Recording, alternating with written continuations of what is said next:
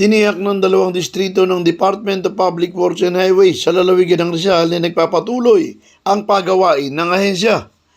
Ang pagtitiyak ay kasunod ng katatapos na eleksyon na bagyang nakaapekto sa mga pagawain ng pamahalaan. Sa 2nd District Engineering Office, sinabi ni Assistant District Engineer Lito Pabian na ongoing lahat ng mga pagawain, lalo na ang mga bagong proyekto dahil ina-anticipate nila dahil nag-uulan na.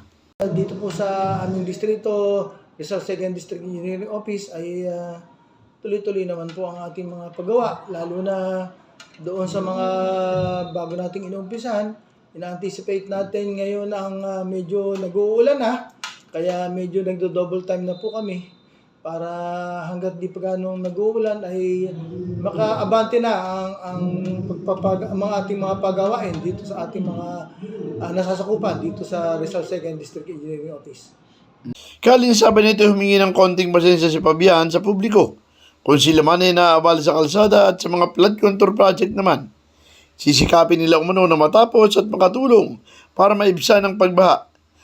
Sinabi rin dito na tutugon sila sa pangangailangan ng probinsya. Sa mga pagawain po ng DPWH sa 2nd District Engineering Office ay kami po ay humingi ng kaunting pasensya kung kayo man ay naaabala, lalo na sa aming mga pagawin sa kalsada. Pero ang hangad lang po namin ay maipasaayos at maipaganda ang ating kalsada at mga proyekto. Doon sa mga flood control project natin ay sinisigap po natin na tapos itong lahat nito at na makatulong sa maibsan yung mga pagbaha at pagpunta ng mga tubig sa mga iba-ibang lugar. At doon sa mga pagawin namin, umasa po kayo na kami tutugon sa lahat ng pangangailangan ng ating probinsya dito sa Rizal. Samantala, sa 1st District Engineering Office, sinabi ni Engineer Boyet Antonio, Chief ng Construction Division, na tuloy-tuloy ang pag-award dahil prior sa 45 days election ban ay bidded na ang mga proyekto. Sa kasalukuyan naman ay ongoing ang ibang proyekto habang iba naman ay kumukuha pa ng mga corresponding clearance at permit. Tuloy-tuloy yung pag-award after election kasi they were bidded na ito kasi prior to the 45 days election ban. Bidded na kasi tayo early procurement.